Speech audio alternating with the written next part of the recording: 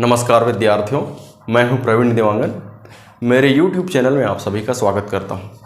आज हम एक महत्वपूर्ण मुद्दे आरक्षण पर चर्चा करने वाले हैं। हम जानेंगे कि आरक्षण क्या है, इसके क्या उद्देश्य हैं, संविधान में आरक्षण को लेकर कौन कौन से प्रावधान किए गए हैं, इंदिरा साहनी मामला क्या है, छत्तीसगढ़ की आरक्षण को लेकर वर्तमान में क्या स्थिति है। छत्तीसगढ़ सरकार की तरफ से मुख्यमंत्री भूपेश बघेल जी ने प्रधानमंत्री मोदी जी को पत्र लिखकर यह अनुरोध किया है कि संशोधित आरक्षण व्यवस्था को संविधान की 9वीं अनुसूची में डाल दी जाए। ठीक, तो 9वीं अनुसूची क्या है और संशोधित आरक्षण व्यवस्था को इस अनुसूची में डाले जाने से क्या प्रभाव पड़ेंगे। ठीक, और सुप्रीम कोर्ट तारीख पे तारीख क्यों तय कर रही है। ठीक है, इन सभी विषयों पर हम धीरे धीरे चर्चा करेंगे। सबसे पहले देखते हैं आरक्षण क्या है, आरक्षण से आप क्या समझेंगे। ठीक है, तो हम इसको इस तरह से समझ सकते हैं कि सरकारी नौकरियों में तथा शिक्षा संस्थानों में अनुसूचित जाति, अनुसूचित जनजाति तथा पिछड़े वर्ग के समुदाय के सामाजिक और शैक्षणिक पिछड़ापन को समाप्त करने के उद्देश्य से तथा उन्हें पर्याप्त प्रतिनिधित्व प्रदान करने के उद्देश्य से भारत सरकार ने आरक्षण से संबंधित नियम कानून बनाया है। ठीक, आरक्षण का अर्थ होता है इनके लिए स्थानों को आरक्षित करना, इनके लिए स्थानों को सुरक्षित करना। इनके लिए मतलब किनके लिए? अनुसूचित जाति, अनुसूचित जनजाति और अन्य पिछड़ा वर्ग के समुदायों के लिए। ठीक है, इसके क्या उद्देश्य है? तो इन वंचित वर्ग के लोगों को ऊपर उठाना, इन्हें अतिरिक्त सुविधाएं प्रदान करना, इन्हें संरक्षण प्रदान करना ताकि ये समाज की मुख्य धारा से जुड़ सके। ठीक है, संविधान में आरक्षण को लेकर कौन कौन सी व्यवस्था है, कौन कौन से प्रावधान है? तो भारतीय संविधान के अनुच्छेद 15(4) में यह प्रावधान किया गया है कि अनुसूचित जाति, अनुसूचित जनजाति तथा अन्य पिछड़े वर्ग के लोगों को शिक्षा संबंधी संस्थानों में प्रवेश संबंधी नियमों में छूट दिया जाएगा। ठीक, ऐसे ही अनुच्छेद 15(6) को 103वां संविधान संशोधन के तहत जोड़ा गया और लिखा गया कि आर्थिक रूप से कमजोर सामान्य वर्ग के लोगों को भी शिक्षा संबंधी संस्थानों में प्रवेश के समय छूट दी जा सकेगी। ठीक, अनुच्छेद नंबर 16(4) में यह प्रावधान है कि राज्य के अधीन सेवाओं में या सरकारी नौकरियों में अनुसूचित जाति, अनुसूचित जनजाति तथा अन्य पिछड़े वर्ग के लोगों को आरक्षण दिया जाएगा। अनुच्छेद 16(6) को 103वां संविधान संशोधन के तहत जोड़ा गया और इसमें लिखा गया कि आर्थिक रूप से कमजोर सामान्य वर्ग के लोगों को भी सरकारी नौकरियों या सरकार के अधीन सेवाओं में आरक्षण प्रदान किया जाएगा। ठीक है, तो आपके मन में प्रश्न उठेगा कि आरक्षण कितना हो सकता है ना? जैसे मान लो पीएससी से या व्यापम से या अन्य किसी संस्थान से 100 पोस्ट निकाला गया। अब इस 100 पोस्ट में से कितना आरक्षण हो सकेगा इन वर्गों के लिए? तो इसका उत्तर है अधिकतम 50%। ठीक, तो ये बात कही गई किसमें? इंदिरा साहनी बनाम भारत संघ मामले में सर्वोच्च न्यायालय ने अपने फैसले में सुनाया कि आरक्षण अधिकतम 50% होनी चाहिए, पहली बात। ठीक, दूसरी बात, पदोन्नति में आरक्षण नहीं होना चाहिए, बकाया पद को आगे नहीं बढ़ाया जाना चाहिए और ओबीसी यानी कि अन्य पिछड़ा वर्ग के समुदाय को आरक्षण का लाभ तभी मिलेगा जब वो गैर क्रीमी लेयर से संबंधित हो। ठीक, यहाँ पर गैर क्रीमी लेयर का मतलब है वार्षिक इनकम 8 लाख रुपए से कम हो। ठीक, बकाया पद को आगे नहीं बढ़ाए जाने का क्या मतलब है?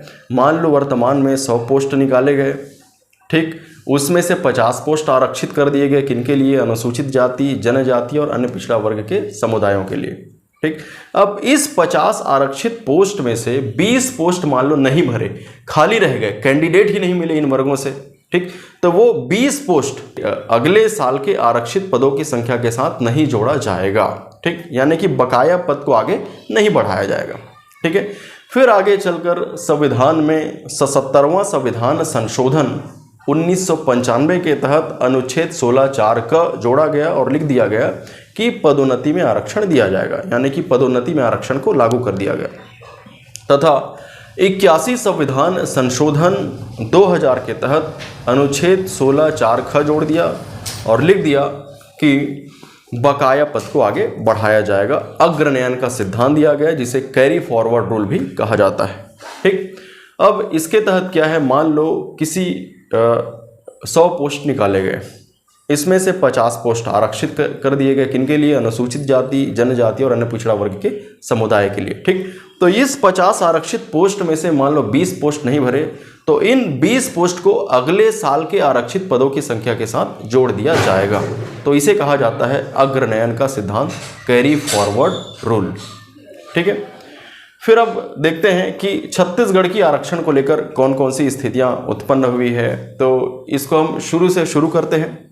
सन 2012 में तत्कालीन सरकार ने अनुसूचित जाति के लिए 12% आरक्षण लागू किया, अनुसूचित जनजाति के लिए 32% तथा अन्य पिछड़े वर्ग के समुदायों के लिए 14% आरक्षण का प्रावधान किया।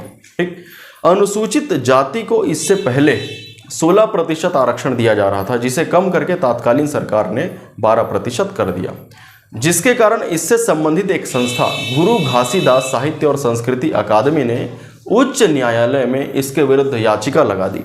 उच्च न्यायालय ने इसकी सुनवाई की 19 सितंबर 2022 को और कहा कि सरकार 50% आरक्षण की अधिकतम सीमा का उल्लंघन नहीं कर सकती, क्योंकि आरक्षण कुल मिलाकर 58% हो रहे थे। ठीक, अनुसूचित जाति के लिए 12%, जनजाति के लिए 32%, ओबीसी के लिए 14%, तीनों को मिलाकर आरक्षण 58% हो रहे थे। 50% की अधिकतम सीमा का उल्लंघन यह कर रही थी। ठीक, इसलिए उच्च न्यायालय ने सरकार को निर्देश दिया कि सभी भर्तियां 50% के हिसाब से होनी चाहिए। ठीक, इसके कारण छत्तीसगढ़ पीएससी, व्यापम तथा अन्य सभी भर्तियां रद्द हो गई। ठीक है, तो अब छत्तीसगढ़ सरकार ऐसे समय में क्या करे? तो ऐसे समय में राज्यपाल अनुसुईया उइके जी ने छत्तीसगढ़ सरकार को सुझाव दिया कि वे आरक्षण व्यवस्था का जल्द से जल्द निपटान करें, इसके लिए विशेष सत्र बुलाया जाए। तो दिसंबर 2022 में सरकार ने विशेष सत्र बुलाया।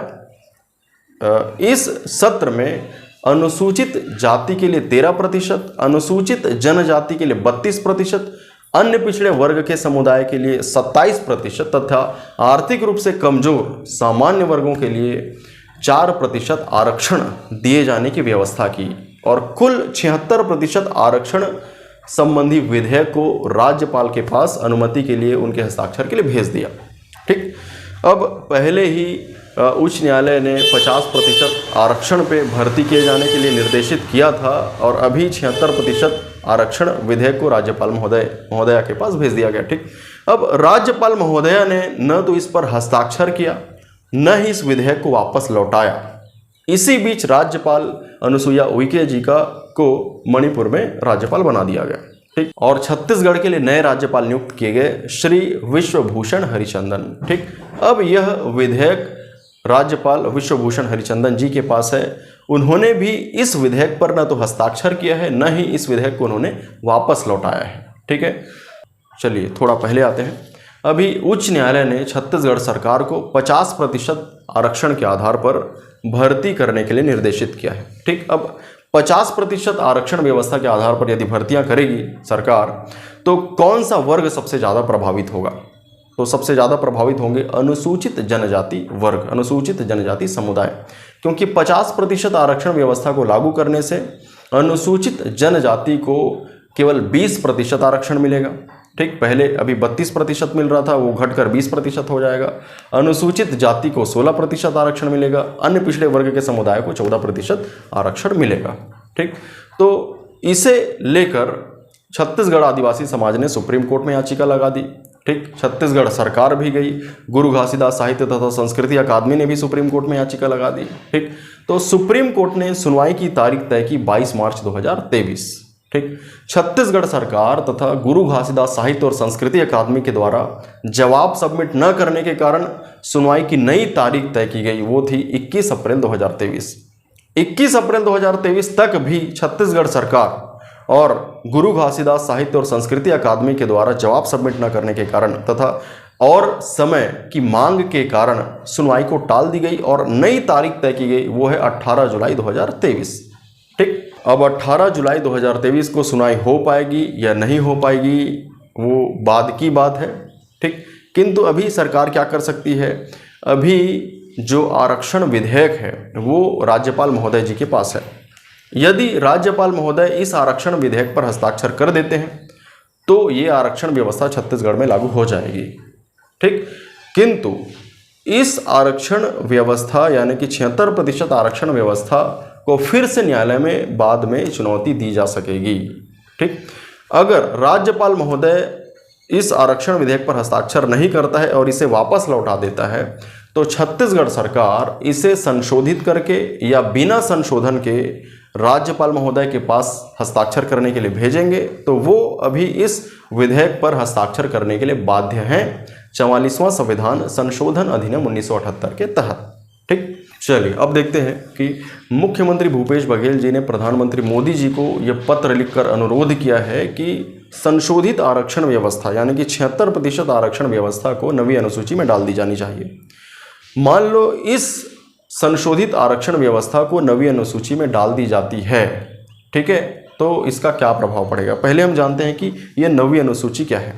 नवी अनुसूची केंद्र और राज्य सरकार के कानूनों की सूची है जिसमें कुल 284 कानून हैं। ठीक, इस अनुसूची में उन विषयों का, उन 284 कानूनों का उल्लेख है जो न्यायिक समीक्षा से परे हैं, जिसे न्यायालय में चुनौती नहीं दी जा सकती। ठीक है, तो क्या 76% आरक्षण व्यवस्था को नवी अनुसूची में डाल दिए जाने से इसकी न्यायिक समीक्षा नहीं हो सकती। तो इस पर भी एक वाद सामने आया जिस पर न्यायालय ने फैसला सुनाया कि 24 अप्रैल 1973 के बाद 24 अप्रैल 1973 के बाद ऐसा कोई विषय, ऐसा कोई कानून जो नवी अनुसूची में डाला जाएगा और वो मूल अधिकार या संविधान की मूल संरचना का उल्लंघन करेगी तो उसे न्यायिक समीक्षा के योग्य माना जाएगा, उसकी न्यायिक समीक्षा की जा सकेगी। ठीक है, अतः 76% आरक्षण व्यवस्था भी यदि नवी अनुसूची में डाल दी जाए तो इसे न्यायिक समीक्षा के योग्य माना जाएगा, इसकी न्यायिक समीक्षा की जा सकेगी। ठीक है, विद्यार्थीगण इस पर कमेंट करके बताएंगे कि क्या कर सकती है सरकार या क्या किया जाना चाहिए। ठीक है, चलिए आज के लिए इतना ही, अगले वीडियो में मिलते हैं। धन्यवाद।